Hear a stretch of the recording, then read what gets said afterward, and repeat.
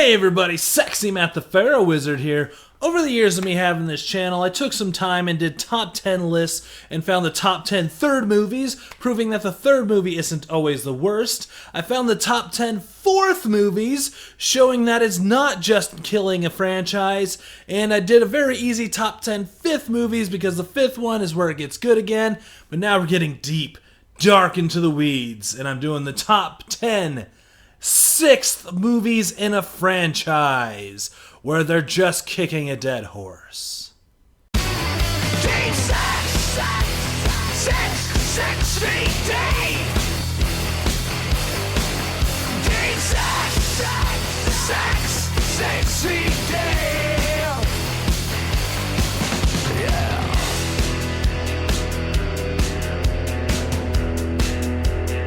So yes, I did a whole bunch of research and backlog searching, and I found 24 sixth movies in a franchise. So I narrowed down to the 10 best.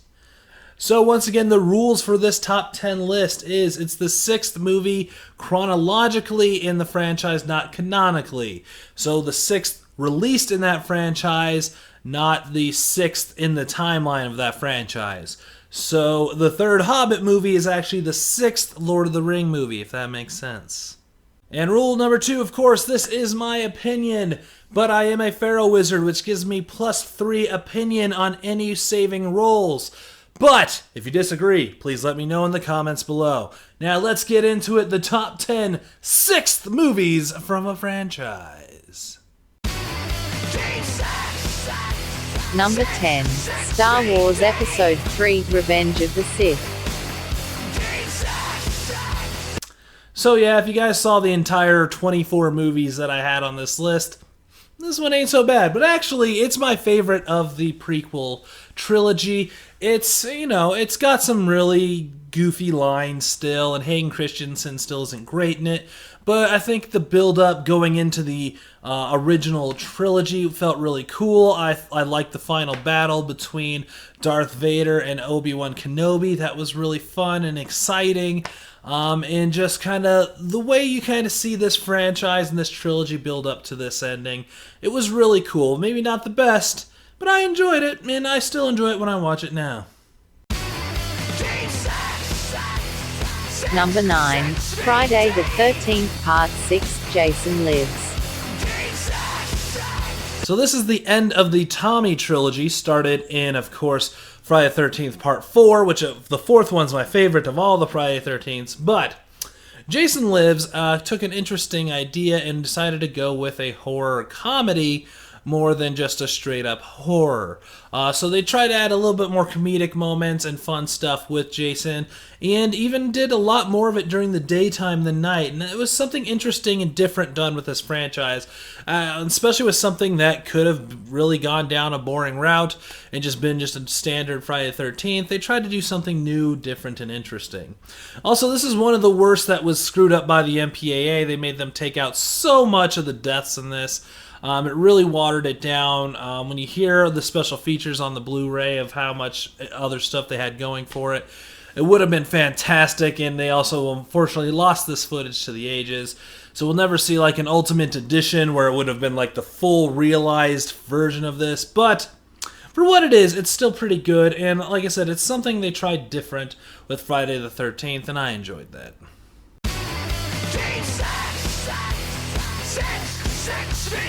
Number 8, The Wolverine. So the second attempt to make a solo Wolverine movie, this one had some really cool moments, some really cool effects, but it did have its problems where, for me, ultimately, I find it kind of boring. But Hugh Jackman just gives his all in this again, and I really like that. I like the idea of Wolverine kind of regretting his immortality.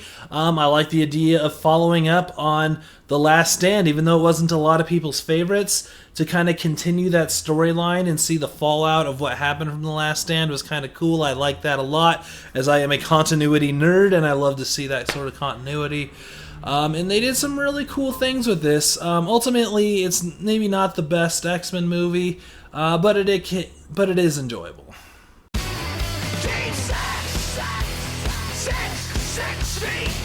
Number 7, Curse of Chucky.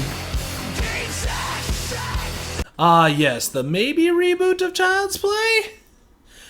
This one is really interesting if you haven't given it a chance. So it kind of presents itself as sort of a reboot of Child's Play after Seed of Chucky wasn't very well received and it was overall goofy.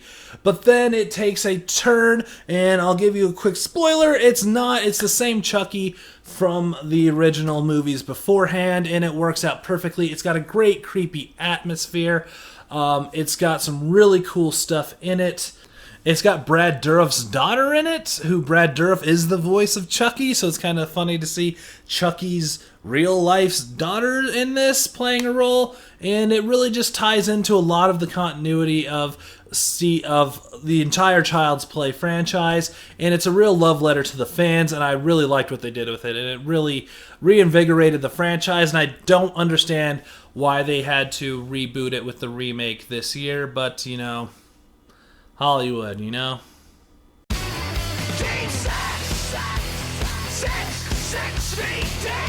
Number 6, Aquaman.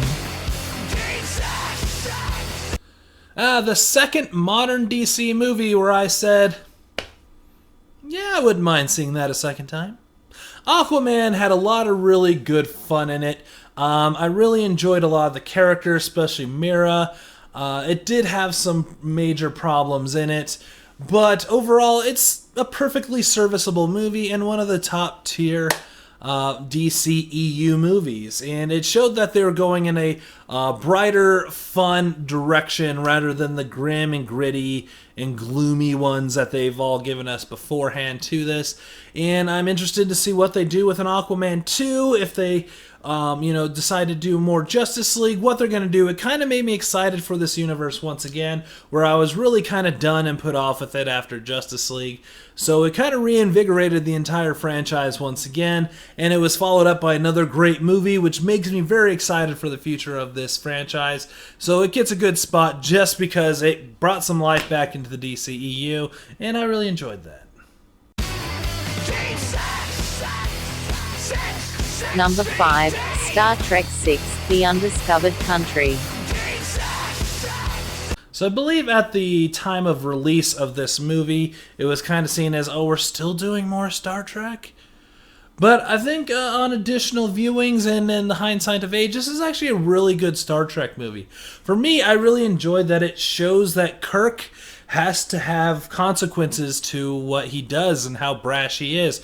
This one's where he's got to, stand up for being, a war criminal against the Klingons. And it shows more of how the courts work in this universe, in that, yeah, it's not just the humans' way of thinking is the only way and the only good way that the Federation follows, that they consider other species, values and things. And I thought it was really cool, and it's sort of more of a driving force towards the stuff that I liked in Next Generation. It kind of takes the first real step towards that.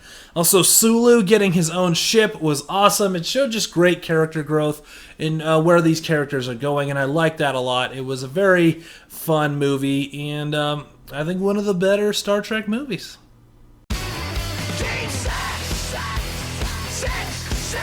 Number 4, Mission Impossible, Fallout. Ah, yes, the Mission Impossible one where the bomb is in the thing, and then Tom Cruise did the crazy thing. Look, I haven't seen any of Mission Impossible movies except the first one, but it feels unfair to leave it off this list because out of the 24 sixth movies that I found, this one had the best reviews. It had made, I think, the 5th most amount of money out of all the 6th movies. It is, very highly regarded as a really good movie, and I should probably actually check it out. So, although I don't know a lot about it, and I never seen it, it does feel like it deserves to be on this list. I just gotta expand my horizons and check out more of these movies, but Mission Impossible Fallout, apparently it's good.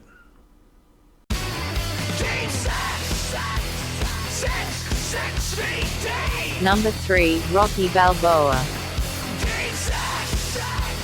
Okay, I was with a lot of people when I first heard about this coming out, where it's like, really, Rocky again? He's so old. How is he going to box? How is this going to be good? He's old and retired. Last time we saw him, he had, a brain damage, and he could barely speak, and why? But what they gave us, though, was this incredibly heartfelt, great movie, showing that even in age, even if you still feel like you have something to give and it's worth still going for it, no matter how old you are, no matter how much they tell you you can't do it, you're too old, you can still live your dream. You still have something left. You can still give something of yourself to people. And it's a great message for this movie, and it really worked. Sylvester Stallone falls right back into the role of Rocky, and it is great. And it led us to the later Creed movies, which I absolutely adore. So this one is fantastic. It is way better than I thought it was going to be, and I really enjoy it. And Rocky Balboa is great. Although, again, they should just named it Rocky 6. But what are you going to do?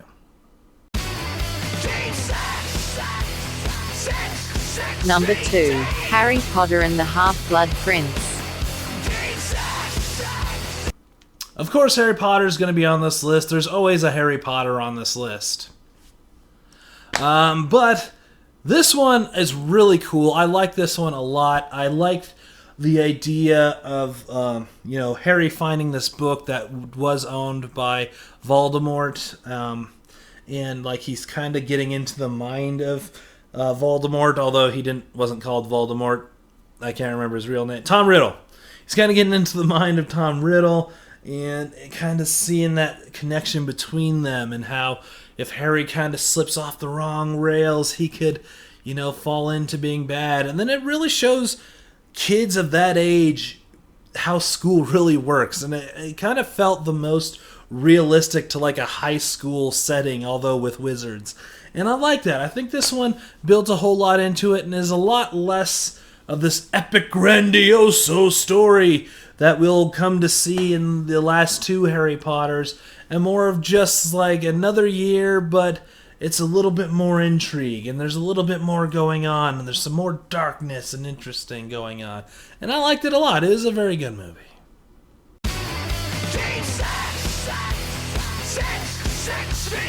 Number 1. The Avengers. Of course, The Avengers!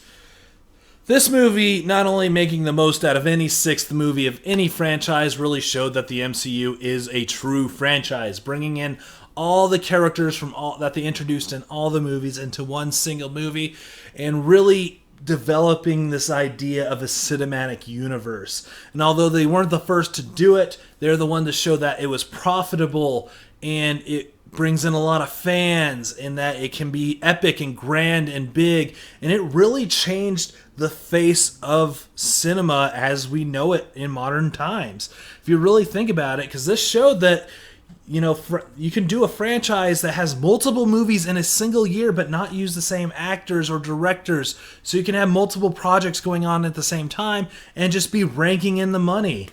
Of course, no one else has really gotten it down except the MCU, but it didn't stop a lot of people from trying their own cinematic universes, and it's something that's really a big deal to do now, and it led to Endgame, the most money-making movie of all time. This really changed the landscape of movies and everything. And then even within itself, it is a fantastic movie. I enjoy watching it all the time. I end up watching it at least once or twice a year, and I still enjoy it every time. Just the introductions of every character, and Loki and how crazy and awesome he is, and how the characters all play off each other. It is so amazing, and I really, really enjoy it a lot. And this was the easiest pick of this entire list. Of course, Avengers is going to be on the top. The best sixth movie in a franchise. So that was my top 10 sixth movies in a franchise. Let me know what your favorites are in those comments below. Let me know if I missed any. Like I said, I had 24, so I think I got around to almost every single possible one. But if there's one that didn't quite make the top 10, let me know in those comments below. Hit those thumbs up if you're ready for the top 10 seventh movies, because I'll be getting to that eventually. And share this video with anyone possible. That would be very helpful to me. I'm Sexy Matt the Pharaoh Wizard. Until next time, hold on to your hold slots. Deep sex feet deep. Deep sex feet deep.